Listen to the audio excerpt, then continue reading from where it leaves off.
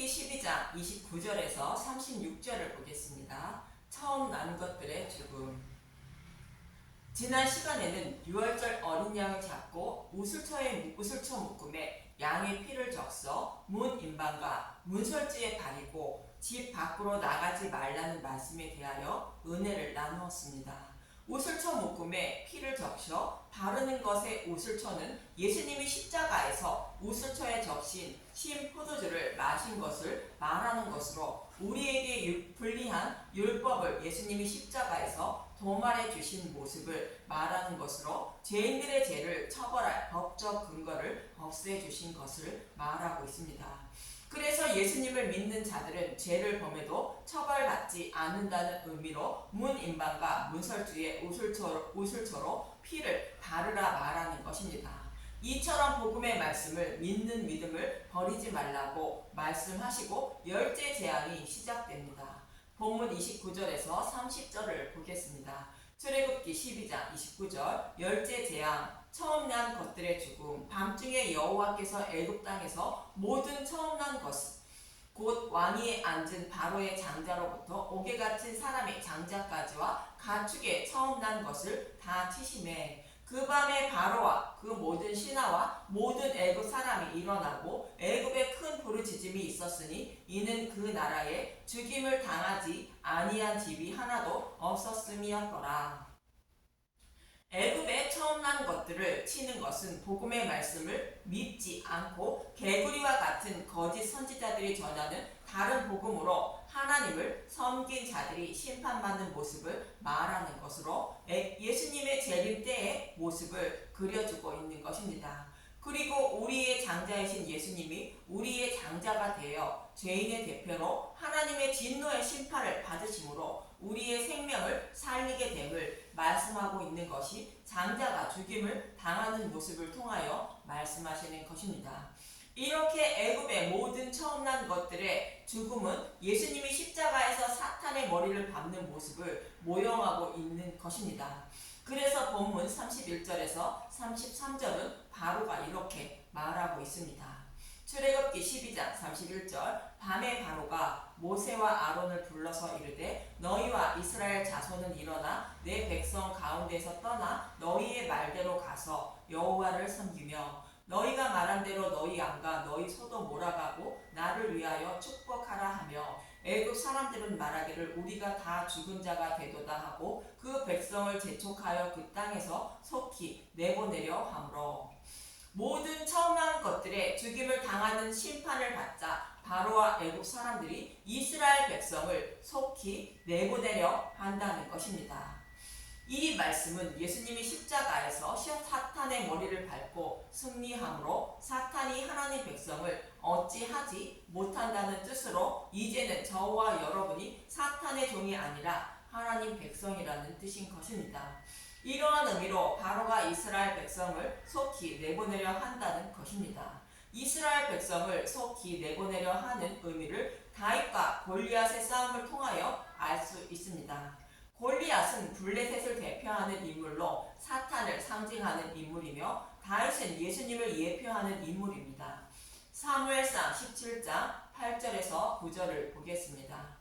사무엘상 17장 8절 그가 서서 이스라엘 군대를 향하여 외쳐 이르되 너희가 어찌하여 나와서 전열을 벌였느냐 나는 블레셋 사람이 아니며 너희는 사울의 신복이 아니냐 너희는 한 사람을 택하여 내게로 내려보내라 그가 나와 싸워서 나를 죽이면 우리가 너희의 종이 되겠고 만일 내가 이겨 그를 죽이면 너희가 우리의 종이 되어 우리를 섬길 것이니라. 두 나라의 대표가 싸우되 패자에 속한 자는 승리자의 종이 된다는 것입니다. 이 말씀대로 에덴 동산에 있던 아담은 뱀의 유혹에 넘어가 선악과를 먹음으로 모든 인류가 뱀의 곧 사탄의 종이 된 것입니다. 그런데 예수님이 뱀의 머리를 밟는다고 약속하시고 약속하신 말씀대로 십자가에서 뱀의 머리를 밟음으로 사탄에 속해 있는 자들이 예수님의 종이 된 것으로 예수님을 믿는 저와 여러분은 사탄의 종에서 벗어나 예수님의 종이 되는 것입니다. 이처럼 처음 난 것들의 죽음과 이스라엘 백성을 내보내려 하는 애굽 사람의 모습을 다윗과 골리앗의 싸움 그리고 에덴 동산의 아담과 뱀의 모습을 통하여 모형으로 말씀하고 있는 것입니다. 사무엘상 17장 40절과 49절을 보겠습니다. 사무엘상 17장 40절 손에 막대기를 가지고 시내에서 매끄러운 돌 5을 골라서 자기 목자의 제구 곧 주머니에 넣고 손에 물매를 가지고 블레셋 사람에게로 나아가니라. 손을 주머니에 넣고 돌을 가지고 물매로 던져 블레셋 사람의 이마를 치매 돌이 그의 이마에 박히니 땅에 엎드러지니라. 이스라엘 백성을 대표하여 다윗이 매끄러운 돌 5을 골라서 싸움에 나가 승리하는 것은 성경에 기록된 말씀대로 예수님이 율법의 저주하에 십자가에서 승리하실 것을 말합니다. 그 돌이 블레셋 사람의 이마에 박혔다는 것은 다윗의 후손으로 오실 예수님이 십자가에서 죽으시고 부활하신 것을 모형하는 것으로 누가 보아도 다윗이 승리하지 못하는 싸움인데 다윗이 승리한 것처럼 예수님은 반격도 하지 않으시고 십자가에서 죽으신 것으로 당연히 패한 것인데 생명으로 부활하심으로 승리한 것입니다. 이 모습을 다윗과 골리앗의 싸움을 통하여 모형으로 보여주고 있습니다. 이 말씀은 창세기 3장 15절에서 약속하신 바 메시아 언약을 이루시는 것을 모형으로 말씀하고 있는 것이며 본문에서 애굽의 모든 처음 난 것들이 죽임을 당하는 것도 동일한 모형으로 이스라엘 백성은 바로의 노예가 아닌 이제 하나님의 백성임을 말씀하고 있는 것입니다. 그래서 결국 이스라엘 백성들은 출애굽하게 됩니다. 본문 34절을 보겠습니다. 출애굽기 12장 34절 그 백성이 발견되지 못한 반죽 담은 그릇을 옷에 싸서 어깨에 매니라. 여기서 발견되지 못한 반죽은 빵을 만들기 위한 것으로 누룩이 들어가지 않은 빵 반죽을 말하고 있습니다. 빵은 생명의 양식인 복음의 말씀을 상징합니다. 즉 이스라엘 백성이 누룩이 들어가지 않은 복음의 말씀을 듣고 믿어 약속의 땅을 기업으로 받기로 마음으로 굳게 다짐했다는 뜻이 발견되지 못한 반죽 담은 그릇을 옷에 싸서 나왔다고 말하는 것입니다. 우리로 말하면 다른 복음을 따르다가 진리의 말씀을 듣고 진리의 말씀을 따르기로 굳게 결심했다는 뜻으로 회개했다는 뜻인 것입니다. 이 모습을 성막의 모습을 통하여 잠시 살펴봅니다. 성막은 뜰과 성소와 지성소가 있는데 뜰은 세상을 상징하는 것으로 애굽을 상징하고 성소는 하나님 백성을 양육하기 위한 장소로 광야를 상징하는데 복음의 말씀이 선포되는 교회를 상징합니다. 그리고 지성소는 약속의 땅인 하나님 나라를 상징합니다. 그런데 뜰에는 번제단과 물두멍이 있습니다. 번제단은 흠없는 제물에 죄인의 죄를 전가시켜 화제를 드리는 곳으로 유월절 양이신 예수님의 십자가를 상징하는 곳입니다. 예수님이 우리의 모든 죄를 지고 십자가에서 대속제물로 죽으시고 지옥불의 고통도 대신 받으시고 생명으로 부활하신 곳이 번제단입니다. 그리고 물두멍은 이스라엘 백성이 애굽을 떠나 홍해를 건너 광야로 들어가게 됩니다. 이때의 마른 땅으로 건넌 홍해를 말하고 있습니다.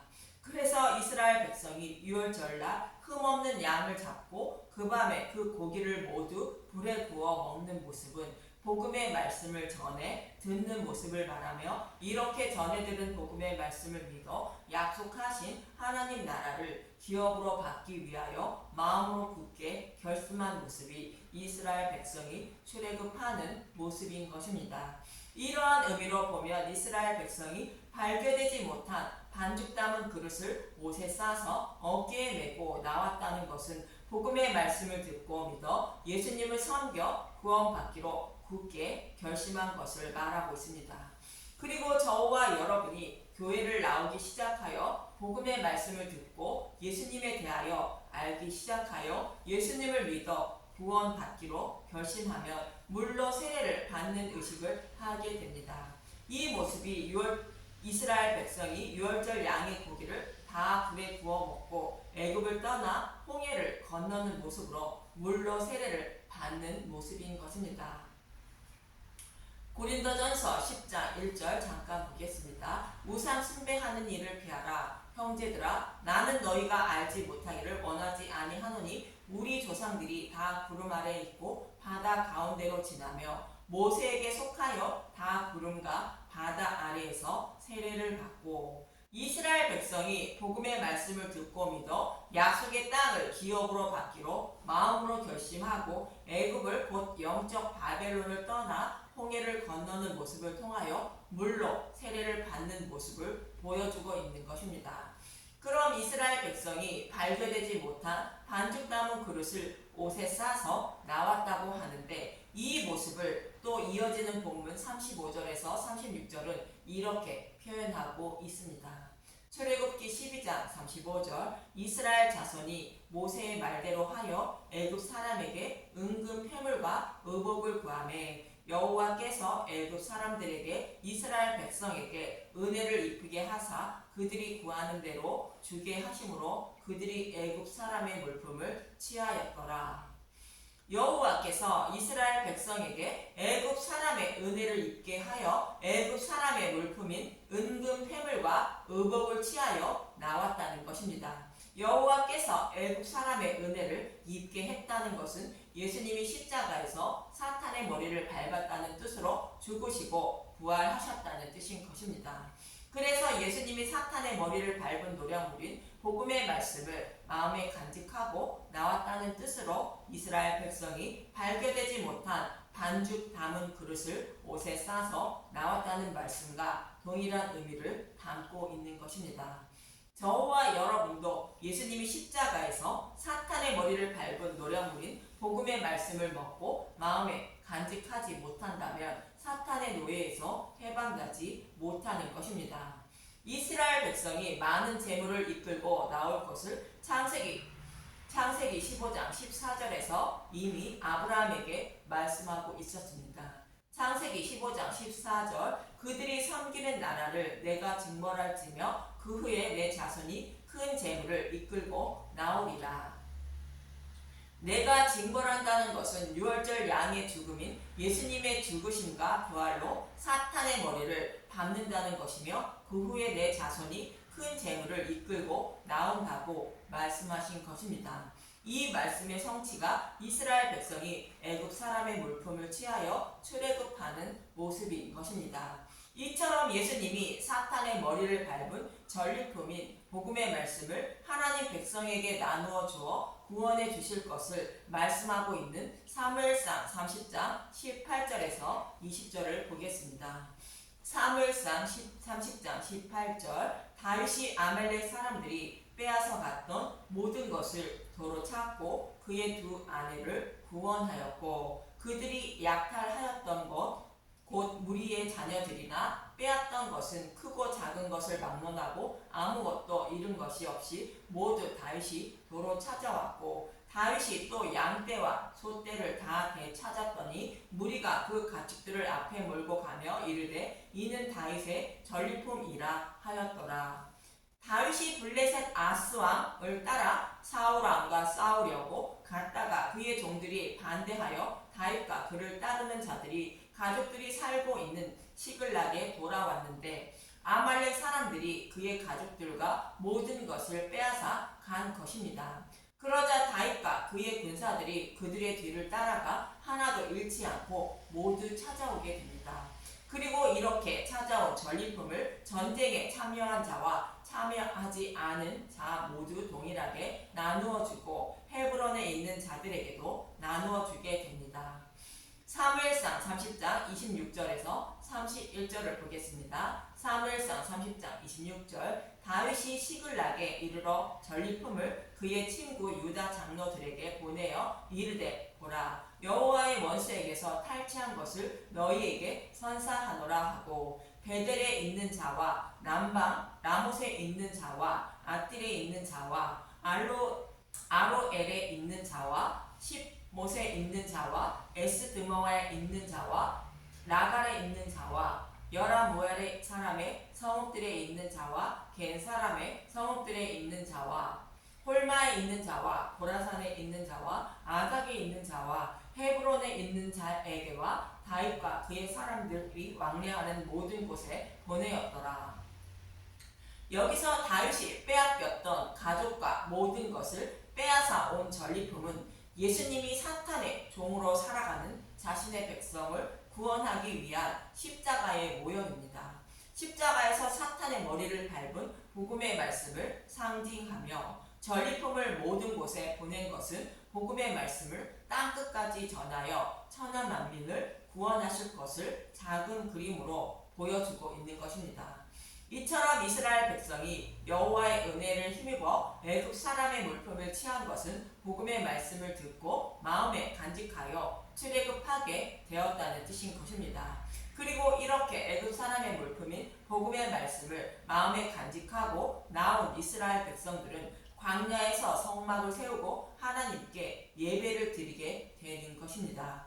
이것은 모형으로 저와 여러분이 복음의 말씀을 들음으로 성령님이 찾아오셔서 진리의 길로 인도하여 영과 진리로 예배를 드리게 되고 구원받게 되는 것입니다. 요한복음 2장 19절에는 이렇게 말씀하고 있습니다. 예수께서 대답하여 이르시되 너희가 이 성전을 헐라 내가 사흘 동안에 일으키리라. 가나의 혼인잔치에서 율법을 상징하는 포도주가 떨어지자 복음을 상징하는 물로 된 포도주를 만들어 주시고 이 복음의 말씀을 먹음으로 마음의 성전을 세워주셔서 영과 진리로 예배를 드리게 하실 것임을 말씀하십니다. 이것은 모형으로 예수님이 죽으시고 부활하여 3일 만에 세우는 마음의 성전을 세워주시고 노량물인 복음의 말씀으로 이 산에서도 말고 저 산에서도 말고 영과 진리로 예배를 드리게 하신다는 뜻인 것입니다. 요한복음 4장 20절에서 23절을 보겠습니다. 요한복음 4장 20절 우리 조상들은 이 산에서 예배하였는데 당신들의 말은 예배할 곳이 예루살렘에 있다 하더이다. 예수께서 이르시되 여자여 내 말을 믿으라. 이 산에서도 말고 예루살렘에서도 말고 너희가 아버지께 예배할 때가 이르리라. 너희는 알지 못하는 것을 예배하고 우리는 아는 것을 예배하노니 이는 구원이 유대인에게서 나니라. 아버지께서 참되게 예배하는 자들은 영과 진리로 예배할 때가 오나니 곧 이때라. 아버지께서는 자기에게 이렇게 예배하는 자들을 찾으시느니라. 이렇게 구원해 주실 것을 모형하는 것이 복음의 말씀을 상징하는 애굽 사람의 물품을 취하여 이스라엘 백성들이 출애굽했다는 뜻이며 또 아직 발견되지 못한 반죽을 못에 싸서 나왔다고 말씀하시는 것입니다. 저와 여러분에게도 예수님이 십자가에서 사탄의 머리를 밟은 전리품인 복음의 말씀을 나누어 먹게 하시고 영과 진리로 예배를 드리게 하여 구원하고 계심을 잊음을 잊지 마시고 발견되지 않은 반죽으로 구운 무교병만 먹는 분들이 되어 영적 출애굽하고 하나님 백성이 되는 분들이 되시길 간절히 바랍니다. 감사합니다.